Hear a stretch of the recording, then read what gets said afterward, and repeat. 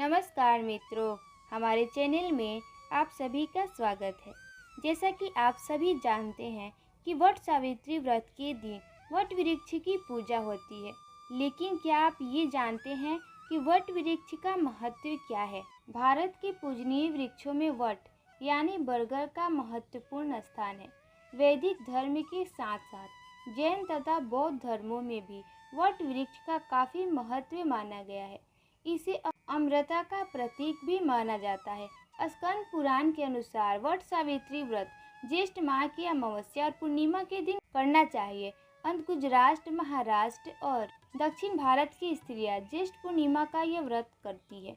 हमारे देश की संस्कृति, सभ्यता और धर्म में वट का गहरा नाता है। वट वृक्ष एक और शिव का रूप माना गया है, तो दूसरी ओर पद्म पुराण में इसे भगवान विष्णु का अवतार कहा गया है। सौभाग्यवती महिलाएं ज्येष्ठ माह की पूर्णिमा और अमावस्या को व्रत रखकर वट वृक्ष की पूजा करती है, जिसे वट सावित्री व्रत कहते हैं। इस दिन महिलाएं वट की पूजा अर्चना तथा परिक्रमा, पुत्र कामना तथा सुख शांति के लिए भी करती है।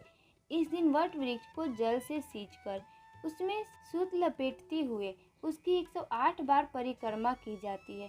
पुराणों में लिखा है कि वट वृक्ष के मूल में भगवान ब्रह्मा, मध्य में विष्णु तथा अर्घ भाग में महादेव का वास होता है।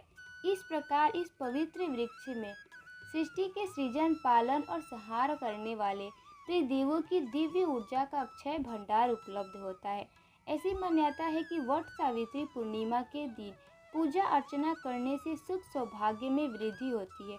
कुछ क्षेत्रों में ज्येष्ठ पूर्णिमा को वट पूर्णिमा के रूप में भी मनाया जाता है, जो कि वट सावित्री व्रत के समान ही होता है।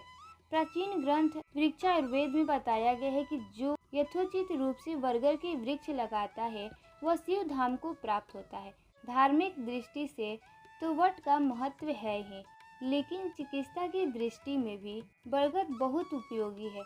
आयुर्वेदिक मत में वट वृक्ष के सभी हिस्से कसैले, मधुर, शीतल तथा आंतों का संकुचन करने वाले होते हैं।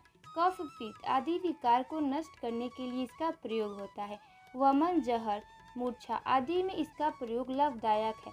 वट सावित्री पूर्णिमा के दिन किसी योग्य ब्राह्मण अथवा जरूरतमंद व्यक्ति को अपनी श्रद्धा अनुसार दान दक्षिणा देने से पुण्य फल प्राप्त होता है तथा प्रसाद में चने और गुड़ का वितरण करने का महत्व है।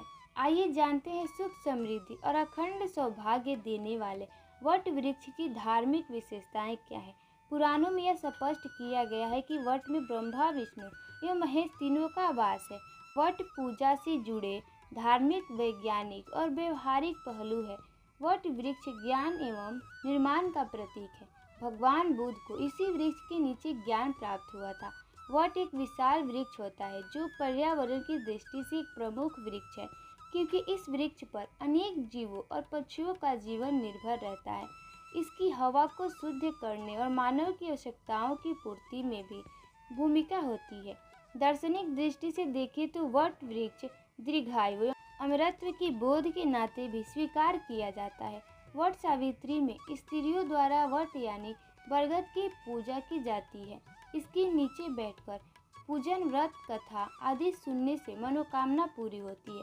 वट वृक्ष का पूजन और सावित्री सत्यवान की कथा का स्मरण करने के विधान के कारण ही यह व्रत वट सावित्री के नाम से प्रसिद्ध हुआ।